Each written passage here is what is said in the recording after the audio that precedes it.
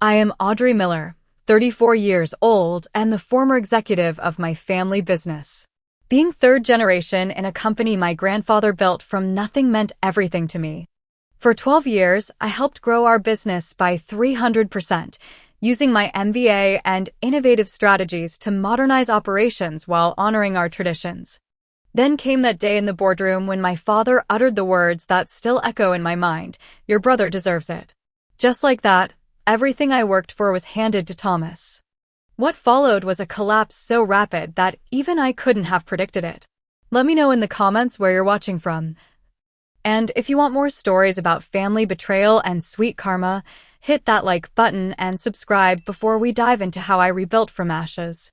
My grandfather Arthur founded Miller Manufacturing in 1965 with just 2 employees and a small workshop.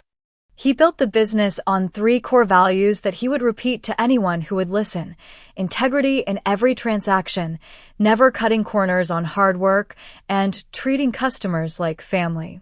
These weren't just slogans on a wall, they were principles that built a multi-million-dollar company over decades. My earliest memories of the business start around age 7. While other kids had playdates, I would sit in my grandfather's office sorting mail and filing papers. I loved every minute of it. The smell of the office, the sound of telephones ringing, and the pride in Grandpa Arthur's eyes when I correctly organized the filing system all imprinted on me. "This one understands business," he would tell my father with a wink. My brother Thomas was different. 2 years older than me, he always had an excuse when asked to help at the office. Baseball practice, homework, or simply claiming he was too tired kept him away from what I considered our family legacy. Our parents never pushed him, always saying, "Thomas will find his own path." When it came time for college, my decision was easy. I pursued a business administration degree with a focus in finance specifically to benefit our company. Every paper I wrote, every case study I analyzed, I selected with our family business in mind. During summers, instead of vacations with friends, I rotated through different departments at Miller Manufacturing, learning every aspect from shipping to accounting. During my junior year, I implemented a new inventory management system that saved the company almost $2 million in the first year alone. The warehouse manager, Frank, initially resistant to change, became my biggest supporter after seeing the results. "This girl understands efficiency better than people twice her age," he told my father at the company Christmas party. At my college graduation, my father Harold pulled me aside. "Your grandfather and I are so proud of what you've accomplished, Audrey. We see you taking this company to new heights in the future." My mother Diane nodded in agreement, though she always maintained she was equally proud of both her children, despite their vastly different contributions to the family legacy. After graduation, I spearheaded 3 major expansion projects that increased our revenue by 40% over 5 years. My office wall gradually filled with industry recognition awards and letters from satisfied clients. Meanwhile, Thomas eventually obtained his business degree from State University, barely maintaining AC average, while I graduated summa cum laude from the prestigious Wharton School of Business. Grandfather Arthur, in his final years, would often invite me for private lunches where he would share his vision for the company's future. "You remind me of myself," he would say, eyes twinkling. "You see possibilities where others see obstacles." These conversations became my most treasured memories, especially after his passing. Our family home, a sprawling colonial built when the company first became profitable in the 70s, was filled with traditions I hoped to maintain. Sunday dinners where business was never discussed, holiday gatherings that brought together employees and family alike, and the annual company picnic that grandfather started to thank the staff for their dedication. Over the years, I personally cultivated relationships with our largest clients. Leonard from Apex Industries would call me directly rather than going through sales channels because, in his words, "You actually understand what we need, Audrey." Industry insiders began referring to me as the real business mind in the Miller family, a compliment I appreciated but never flaunted, especially around Thomas. With all this history and contribution, I never expected to inherit everything. In fact, I always assumed Thomas and I would share leadership, with each of us handling the areas where we excelled. Equal treatment seemed the most reasonable outcome, especially given my track record of success and dedication. I could not have been more wrong. The first clear sign that my assumptions were dangerously incorrect came during a quarterly board meeting 3 years ago. My father introduced Thomas as our future leader to the board members, despite his minimal experience and limited knowledge of operations. I sat stunned, my presentation about our 5-year growth strategy suddenly feeling irrelevant. When board member Walter raised a question about our supply chain optimization, Thomas fumbled through an answer that made little sense. Instead of correcting him, my father jumped in with, "Thomas brings a fresh perspective, not bogged down by how things have always been done." The implication that my experience was somehow a liability felt like a slap across the face. Thomas began missing important client meetings for trivial reasons.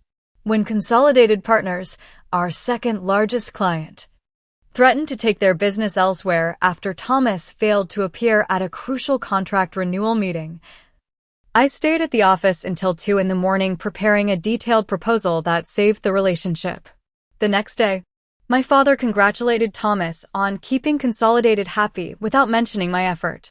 That evening, I confronted my father in his office.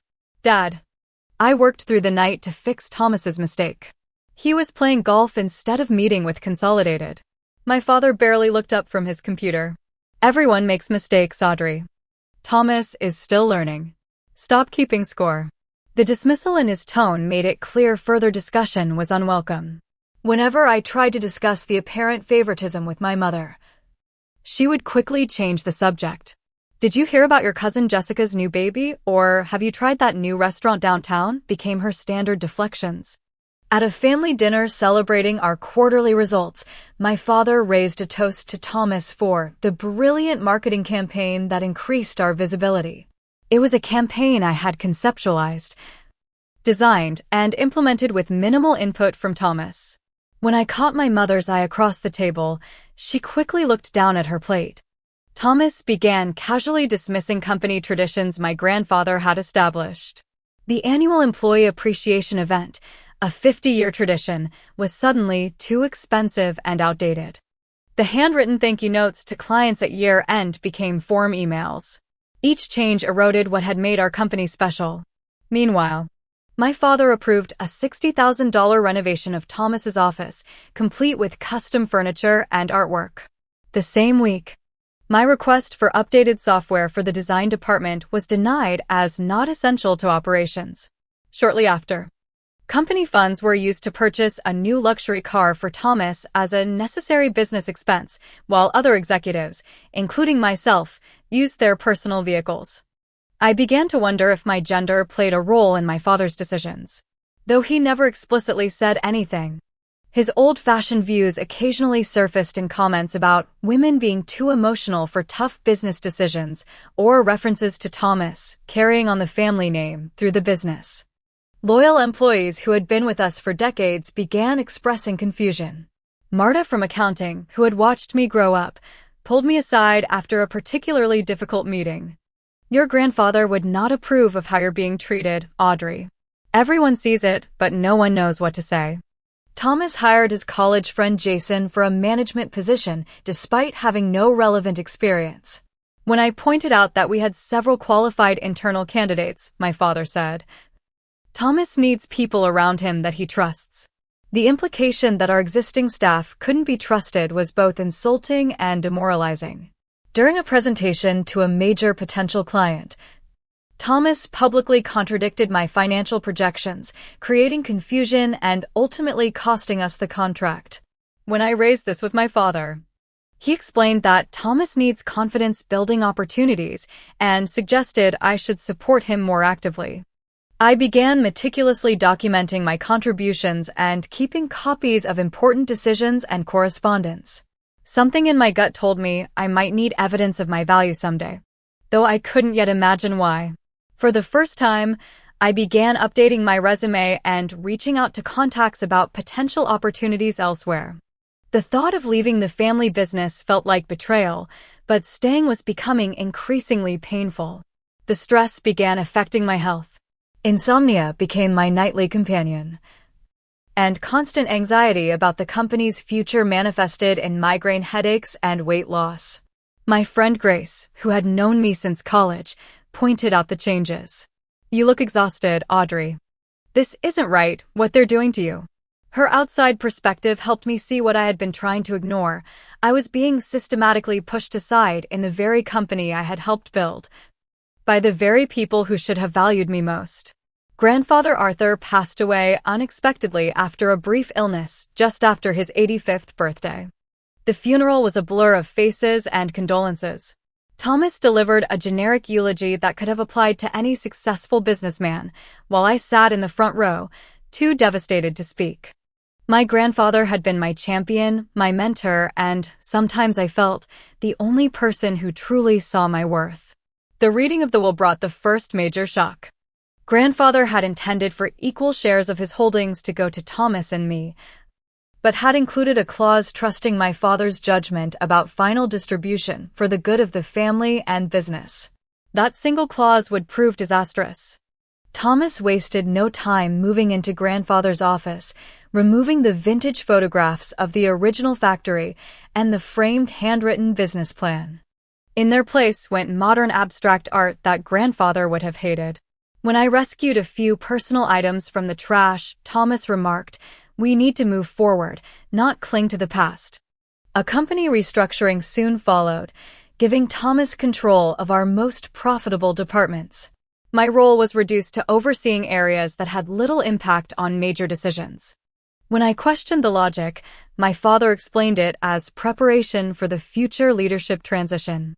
A successful product line I had developed, which had grown 20% annually for 3 years, was suddenly canceled without explanation. When I presented data showing its profitability, my father simply said, "Thomas and I feel our resources are better allocated elsewhere." No further justification was offered. Thomas hired his wife Tiffany for a newly created HR director position, despite her complete lack of qualifications or experience. Her primary contribution seemed to be making snide comments at company events. "It must be hard taking orders now when you thought you would be giving them," she whispered to me during the company Christmas party, champagne glass in hand. With Thomas's friend Jason now overseeing financial operations despite questionable decisions at his previous employer, the company experienced its first quarterly loss in 50 years. When I reviewed the numbers and identified the problems, my analysis was dismissed as unnecessarily alarming. Our largest client, Baldwin Industries, called me directly with concerns about changes in our quality control processes, which Thomas had modified to cut costs. "This isn't the Miller manufacturing we've relied on for 20 years," their purchasing director said. I promised to address the issues personally, knowing full well I might not have the authority to do so. I prepared a detailed proposal identifying emerging problems and offering concrete solutions, complete with financial projections and implementation timelines. The document, which took me 3 weekends to prepare, was returned with "reviewed, no action needed" stamped across the front page. Thomas hadn't even bothered to offer specific objections. My mother acknowledged the unfairness during a rare private lunch. "I know things aren't what you expected, Audrey." When I pressed for her support in changing the situation, she sighed and said, "Your father knows best. He built this company alongside your grandfather. We have to trust his judgment." Her blind loyalty, despite clear evidence of poor decisions, was perhaps more painful than my father's favoritism. During a crisis with our primary supplier, I worked around the clock to negotiate new terms and prevent a production shutdown. At the next staff meeting, Thomas announced his team had successfully resolved the supply chain issues, with no mention of my involvement. Several department heads exchanged uncomfortable glances, aware of who had actually saved the day. An unusually tense board meeting followed our second consecutive quarter of losses. Director Margaret questioned Thomas's decision to cancel our most reliable product lines while investing heavily in improving ventures. My father aggressively defended Thomas, suggesting that board members lacking vision might want to reconsider their positions. The threat was thinly veiled but effective in silencing further criticism. Through a casual conversation with the bank's loan officer, I discovered Thomas and Tiffany had purchased a vacation property in Aspen using a company loan that was recorded as a business retreat facility. No such business use had ever been discussed or approved by the board. While reviewing departmental reports, I noticed financial irregularities suggesting money was being channeled away from essential operations into projects under Thomas's direct control, with little oversight or accountability. When I raised concerns with the CFO, I was told to mind your department and let finance handle the numbers. Long-term employees began submitting resignations. Frank from warehousing, who had been with us for 28 years, stopped by my office before leaving. Your grandfather built something special here, Audrey. I can't watch what's happening to it. His eyes filled with tears as he handed me his company ID card. One evening, working late, the full weight of what was happening crashed down on me. I found myself sobbing at my desk, surrounded by reports showing the systematic dismantling of everything my grandfather and I had built. The company wasn't just changing direction, it was being deliberately run into the ground. An anonymous letter arrived on my desk.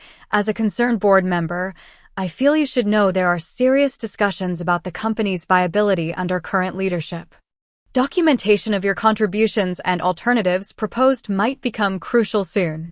The handwriting was unfamiliar, but the message confirmed my worst fears.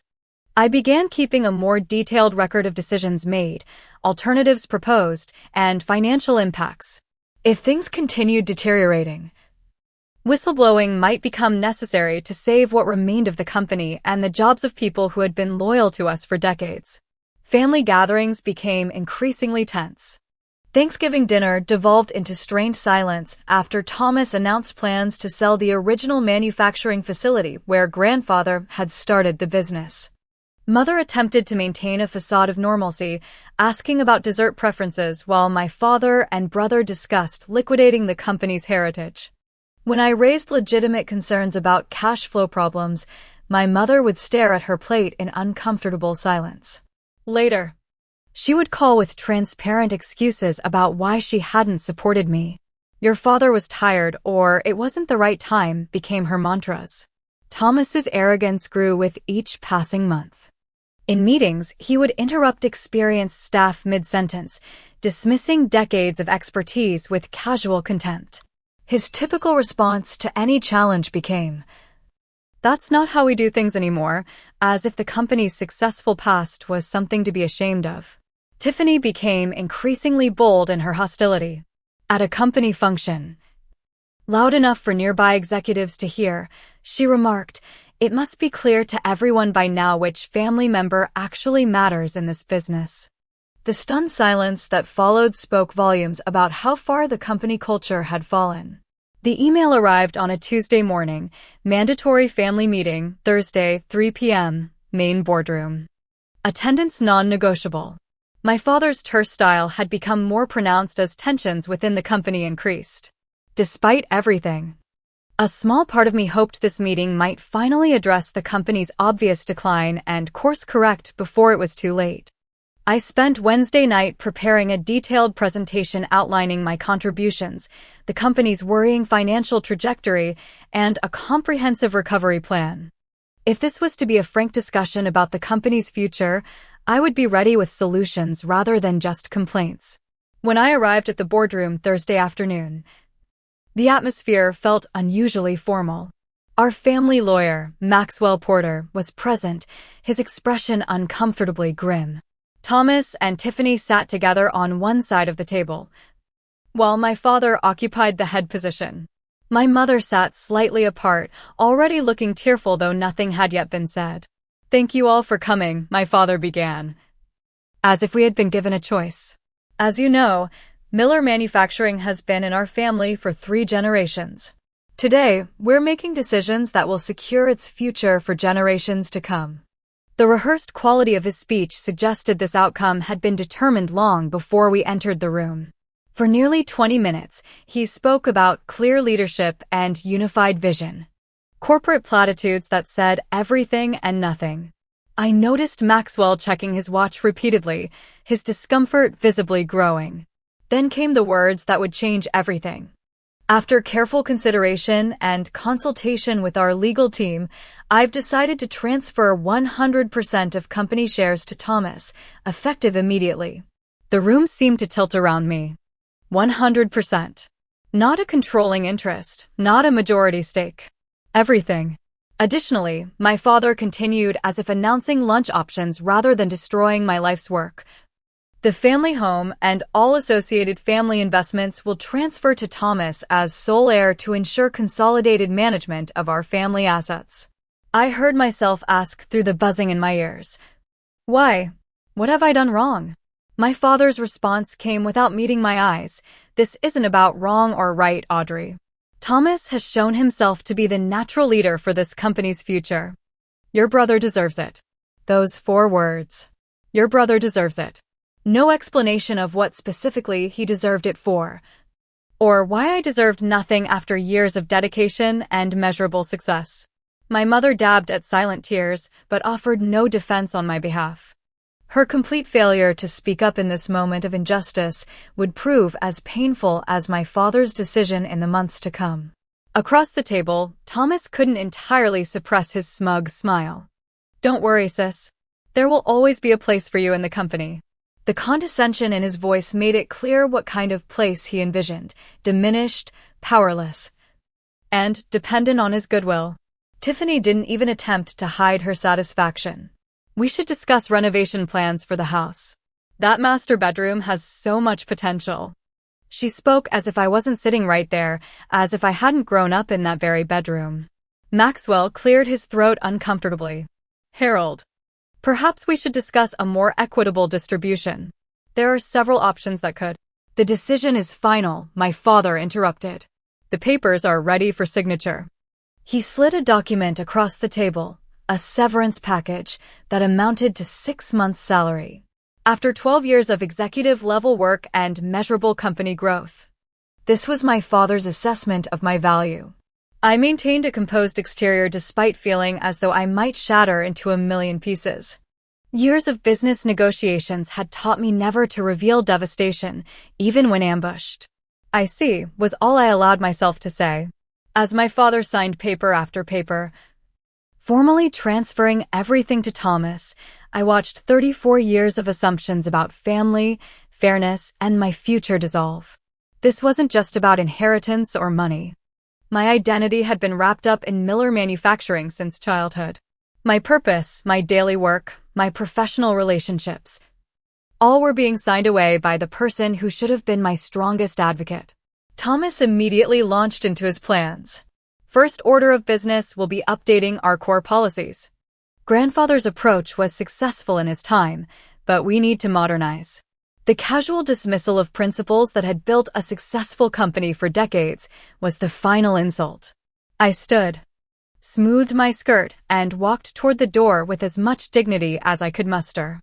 Before leaving, I turned for one final look at the boardroom wall where photos chronicled 3 generations of Miller leadership. My grandfather's hopeful face in the original black and white photo. My father's proud stance at the factory expansion. And me, accepting the Industry Innovation Award just 2 years earlier. I wondered how long before Thomas removed that particular photo. The walk to my office felt endless, colleagues staring as news of the decision clearly spread ahead of me. Linda, my assistant for 7 years, was openly crying. "Is it true?" she whispered. I could only nod. I packed my personal items methodically, each framed certificate and memento another weight in my chest. Through the glass walls, I could see staff gathering in small groups, their expressions ranging from shock to outrage on my behalf. My phone buzzed with a text from Thomas. "Need your office cleared by end of day. Also, vacate family residence within 30 days. New leadership needs appropriate workspace and living arrangements." Attempts to reach my father afterward went unanswered. Calls went to voicemail, texts received no response. The man who had been my daily sounding board for over a decade, suddenly unreachable. My mother's weak explanation came via a brief phone call that evening. "Your father believes this is best for everyone, Audrey. Please try to understand." When I asked what exactly I should understand about being stripped of my career, home, and family legacy, she had no answer. That night in my apartment, surrounded by hastily packed boxes, I stared at the ceiling, unable to sleep. My entire life had been upended in a single afternoon. My future suddenly a blank page I had no idea how to fill. Finding a new apartment took priority, as the 30-day deadline to vacate my childhood home loomed. I settled on a 2-bedroom unit in Westwood Apartments, less than half the size of the family home where I had my own wing. Moving from a house filled with 3 generations of memories to a cookie-cutter apartment felt like another loss piled atop the original betrayal. The first days of unemployment after 12 years with the company created a strange void. My normal 6 a.m. alarm still jolted me awake, but instead of heading to early morning strategy meetings, I found myself staring at apartment walls, trying to formulate a plan for my unexpected future. News began filtering in through former colleagues who risked their positions to keep me informed. Thomas initiated immediate changes, beginning with layoffs of staff who had been particularly loyal to me or my grandfather's vision. Departments I had built were restructured beyond recognition or eliminated entirely. Amanda from marketing texted, "He fired the entire product development team today." Said innovation was taking too many resources away from core business. The team she referenced had created our most profitable new product lines over the past 5 years. Meanwhile, Tiffany took it upon herself to redecorate the family home, discarding furniture and heirlooms with sentimental rather than monetary value. My mother's distressed call informed me that grandfather's desk, where he had written the original business plan, had been removed to make space for a meditation room. "I saved a few things for you," she whispered, as if afraid of being overheard. Baldwin Industries, our largest client for over 20 years, canceled their contract 6 weeks after Thomas took control. Their official letter cited significant concerns about changes in quality control procedures and corporate values. Having personally managed that relationship for years, I received a courtesy call from their CEO explaining the real reason. "Your brother dismissed our concerns as customer hysteria and suggested we could easily be replaced. That's not a business relationship we care to continue." Industry rumors spread rapidly. At a Chamber of Commerce event I attended while networking for new opportunities, 3 different executives asked variations of, "What the hell is happening at Miller Manufacturing?" The company's reputation, built over decades of reliable service and quality, was evaporating in weeks. Financial reports leaked to me revealed Thomas had immediately increased his own salary by 200% while cutting employee retirement contributions to manage costs. Company health insurance was downgraded to the minimum legally required coverage, resulting in several employees with chronic conditions or children with special needs resigning out of necessity. My father began calling more frequently, though our conversations remained strained. "Thomas is still adjusting to leadership," he would say, or "these transition periods are always difficult." Despite mounting evidence of catastrophic mismanagement, he continued defending his decision and Thomas's capabilities. Through a former accounting colleague, I received copies of company credit card statements showing extravagant personal spending. Thomas and Tiffany charged luxury goods, expensive restaurant meals with friends, and even home furnishings to company accounts, categorizing them as business development expenses. In the midst of a critical supply chain disruption that threatened to shut down production, Thomas and Tiffany took a 2-week European vacation, posting photos from luxury hotels in Paris and Rome while production staff worked overtime to prevent complete shutdown. The contrast could not have been more stark or demoralizing for the remaining employees. The real shock came when Thomas's college friend Jason was discovered embezzling company funds for personal stock market investments. Rather than pressing charges, Thomas quietly allowed him to resign with a generous severance package to avoid negative publicity. The message to other employees about accountability could not have been clearer. The staff exodus accelerated as working conditions deteriorated. Employees who had been with the company for 20-plus years walked away, many without other positions lined up, rather than continue under the toxic new regime. Quality suffered as experienced workers were replaced by underpaid, undertrained new hires. My mother called with an awkward invitation to Sunday dinner at the family home. Thomas and Tiffany will be there, but your father thinks it's time we all moved forward as a family. I politely declined, explaining that moving forward required accountability and acknowledgement that had not been offered. Through an industry contact still doing business with the company, I learned they had missed a mortgage payment on the main manufacturing facility. The bank had sent the first warning letter about loan covenants being broken, but Thomas had dismissed it as standard banker paranoia. Thomas continued hiring unqualified friends for key positions, including a college roommate with no manufacturing experience as operations director. The predictable result was production delays, quality issues, and further client defections. Under aggressive cost-cutting measures, product quality declined precipitously. Materials were sourced from cheaper, less reliable suppliers. Quality control checks were reduced or eliminated entirely. Customer complaints increased by 300% in just 3 months, according to a customer service representative who reached out to me in desperation. In a particularly symbolic move, Thomas ordered my grandfather's portrait removed from the company lobby as part of modernizing our image. The painting had greeted employees and visitors for over 30 years, a daily reminder of the principles upon which the company was built. Suppliers, noting the financial warning signs, began demanding payment upfront rather than extending traditional credit terms. This cash flow strain further compromised operations and limited purchasing options. While all this unfolded, I focused on rebuilding. I updated my LinkedIn profile, reconnected with industry contacts, and began exploring options that would utilize my experience without directly competing with the family business. Despite everything, some misplaced sense of loyalty initially held me back from becoming a direct competitor. Thomas called an emergency board meeting, blaming the company's rapidly deteriorating situation on inherited structural problems rather than his own mismanagement. Several board members, having reached their limit, openly challenged his assessment and demanded immediate corrective action. An anonymous email arrived in my inbox containing the most recent company financial statements. The situation was even worse than rumors suggested. Cash reserves built over decades had been depleted in months. Credit lines were maxed out.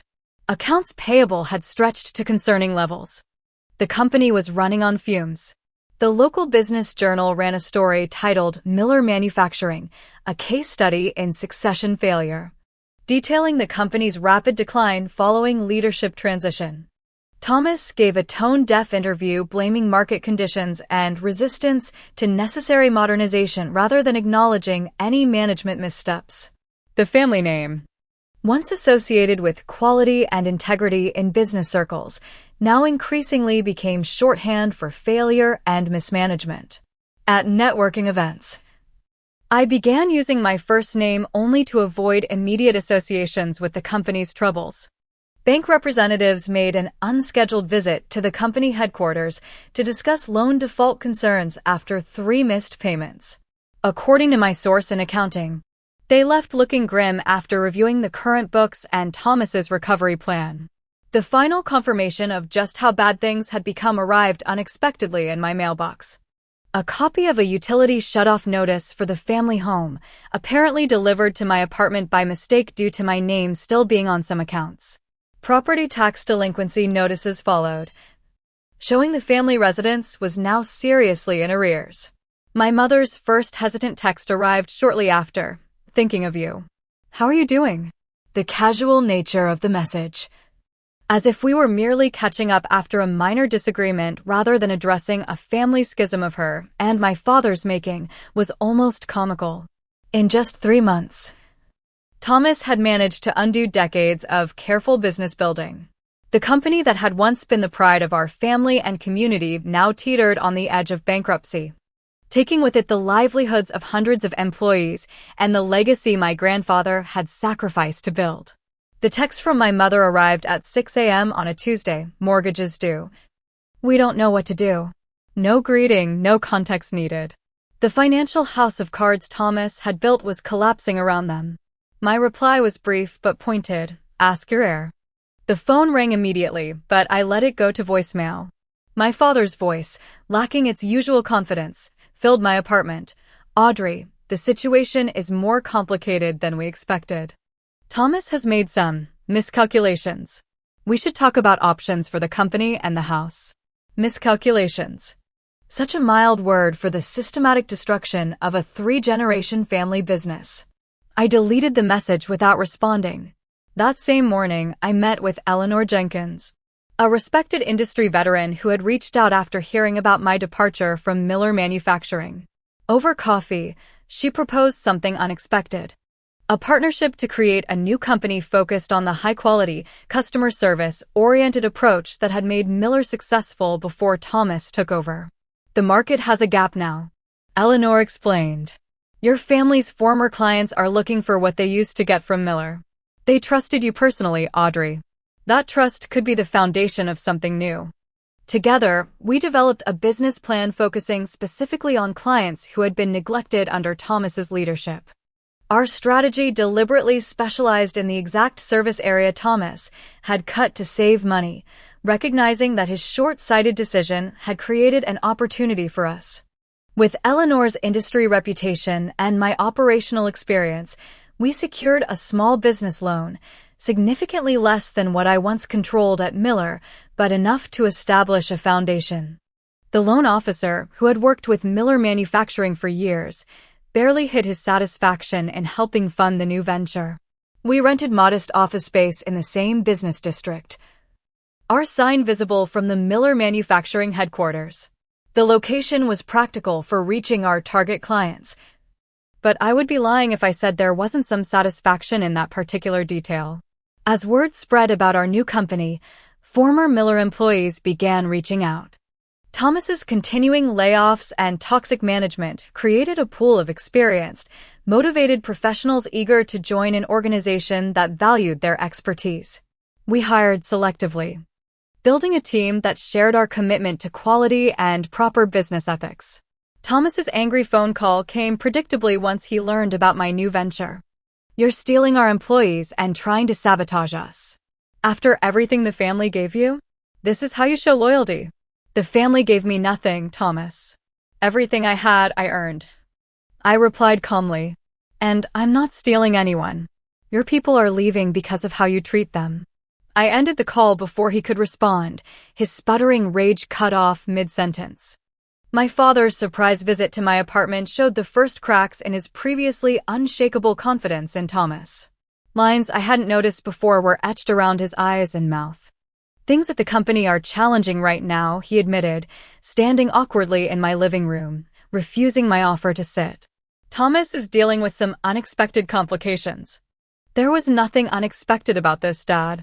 I warned you exactly what would happen when you put Thomas in charge. The only surprise is how quickly it all fell apart. He shifted uncomfortably.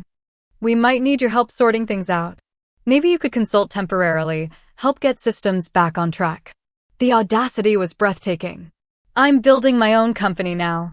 I don't have time to fix Thomas's mistakes. Thomas's next move demonstrated his complete disconnection from reality. He called offering to generously give me a minor role at Miller Manufacturing at a significantly reduced salary. We could really use your organizational skills right now. I'm willing to overlook your competitive behavior as a gesture of family unity. My refusal was immediate and definitive. I also took the opportunity to inform him about my new business partnership with Eleanor and our growing client list, many of whom were former Miller customers. His silence, followed by profanity, told me the message landed exactly as intended. At a business networking event that had previously been dominated by Miller Manufacturing, I met Ethan Morris, an industry consultant who had watched the company's decline with professional interest. Unlike many who treated me with awkward sympathy, Ethan approached our conversation with straightforward respect for my new venture. Your business model addresses exactly what the market is missing since Miller changed direction, he observed. His insights about potential growth areas proved valuable, and his unwavering belief in my vision was refreshing after months of having my abilities questioned and dismissed. Our professional relationship gradually evolved into something more personal, his support consistent where my families had failed. Our first major client signing came when Consolidated Partners, once Miller's second-largest customer, approached us after Thomas's team failed to deliver a critical order on time. "We remember how you handled our account, Audrey," their purchasing director said. "We need that kind of reliability again." We developed an innovative service model that Thomas had rejected when I proposed it at Miller, claiming it was unnecessary customer coddling. Our implementation proved otherwise, as clients responded enthusiastically to the attention and quality that had once been Miller manufacturing standards. 6 months after launching, our company received a nomination for an Industry Startup Excellence Award, specifically citing our innovative approach to customer relationship management. The irony that this was based on principles my grandfather had established decades ago was not lost on me. More former Miller clients began switching to our services as word spread about the quality and reliability we offered. Each new account felt like vindication of everything I had advocated for at the family company. Through industry contacts, I learned that Thomas's bank had called an emergency meeting regarding Miller Manufacturing's loan defaults and broken covenants. Multiple payments had been missed, and the recovery plan Thomas presented was described by one insider as Fantasyland projections with no basis in operational reality. My mother's messages became increasingly desperate. "The bank is threatening foreclosure on the house. Your father isn't sleeping. Can we talk?" The concern that had been absent when my career and future were destroyed suddenly materialized when their own comfort was threatened. Maxwell, the family lawyer, reached out directly. "As someone with intimate knowledge of Miller Manufacturing's operations, you may be in a unique position to help resolve the current situation. There are options we should discuss that could benefit all parties." His careful phrasing suggested receivership or bankruptcy discussions were already underway. Thomas's lifestyle adjustments became publicly visible. His wife Tiffany began selling designer items online, luxury handbags and jewelry appearing on high-end resale sites. Their country club membership was quietly relinquished. The European vacations ceased. The final confirmation of how dire things had become appeared when the family home was listed on real estate websites, marked as pending foreclosure with a significantly reduced asking price. The colonial where I had grown up, where 3 generations of Millers had celebrated company milestones, would soon belong to strangers. In a particularly public humiliation, repo companies arrived at the Miller Manufacturing parking lot during business hours to reclaim leased company vehicles that hadn't been paid for in months. Employees watched from windows as cars were loaded onto flatbed trucks, including Thomas's luxury SUV. The local newspaper ran a feature titled "Family Business in Crisis." The Miller Manufacturing story, complete with a detailed timeline of the company's rapid decline and interviews with former employees. Thomas declined to comment, but my father gave a brief statement acknowledging transitional difficulties without addressing the actual problems. Throughout this period, our new company continued growing steadily. We maintained the ethical foundation and quality standards that had made Miller Manufacturing successful for decades before Thomas took control. Each decision was made with long-term sustainability in mind rather than quick profits. As Miller Manufacturing's situation grew more desperate, Thomas finally swallowed his pride enough to make an offer. "We could share leadership. Your system's knowledge for my vision. 50-50. The fact that he still considered his vision valuable after driving the company to the brink of bankruptcy showed his delusion remained intact. I declined immediately. "I'm not interested in rescuing what you destroyed, Thomas. I'm building something better." Several board members began contacting me privately, asking for advice on salvaging what remained of the company. Their requests came too late. The damage Thomas had done to finances, client relationships, and company culture couldn't be easily repaired, even if I had been inclined to help. My father's grudging acknowledgement came during an unexpected encounter at a local restaurant. "Your inventory system," he said after an uncomfortable greeting. Thomas tried to replace it. "Created quite a mess. You might have had some good ideas after all." the closest thing to an apology I would likely ever receive. While Miller Manufacturing prepared for bankruptcy proceedings, our company celebrated its first profitable quarter. The contrast could not have been clearer, one business built on nepotism and entitlement collapsing under its own weight, while another founded on merit and sound principles flourished despite starting with far fewer resources. 1 year after founding our company, we held a celebration for employees and clients. Standing at the podium looking out at the team we had built, I felt a complex mixture of emotions. There was pride in what we had accomplished, satisfaction in proving my abilities, but also lingering sadness for what had been unnecessarily destroyed. The journey from devastation to success had not been linear. There were nights I still woke up angry, replaying my father's words. "Your brother deserves it." There were moments of doubt when starting over seemed overwhelming. But each small victory, each client who chose us, each former Miller employee who found a better workplace with our company helped heal another piece of the wound. Miller Manufacturing was eventually sold to a competitor for less than 20% of its former value, barely enough to cover outstanding debts. The brand name with 70 years of history behind it disappeared, absorbed into the purchaser's corporate identity. 3 generations of building, gone in 18 months of mismanagement. My parents were forced to downsize to a small condo after the family home was sold through foreclosure. The proceeds didn't cover the outstanding mortgage and tax liens, leaving them with additional debt. My mother's collection of antiques and my father's beloved woodworking shop couldn't fit in the new space, sold off in a hastily organized estate sale. Thomas, stripped of his title and company, accepted an entry-level position with one of our former competitors. According to industry gossip, his reference check calls were brutal, his reputation for destruction preceding him. The corner office and executive status he had been handed without earning were replaced by a cubicle and supervisor half his age. Tiffany filed for divorce 6 months after the company collapsed, demanding assets Thomas no longer possessed. Her Instagram account, once filled with European vacations and designer shopping sprees, went conspicuously quiet.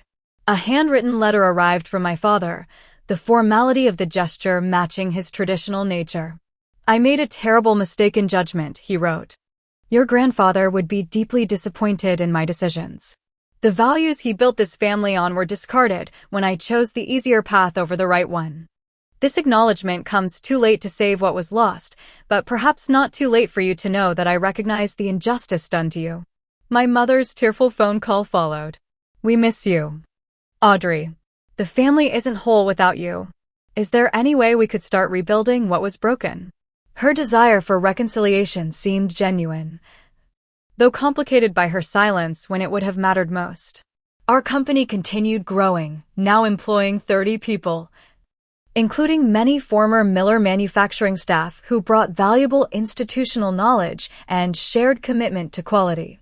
Our office lobby proudly displayed my grandfather's restored portrait, rescued from storage during the Miller bankruptcy liquidation. His principles formed the foundation of our corporate values statement. The decision about whether to help my parents financially created internal conflict. They had enabled the destruction of my career and family legacy, standing by while I was stripped of everything I had worked for. Yet they were still my parents, now facing a retirement of financial insecurity they had never anticipated.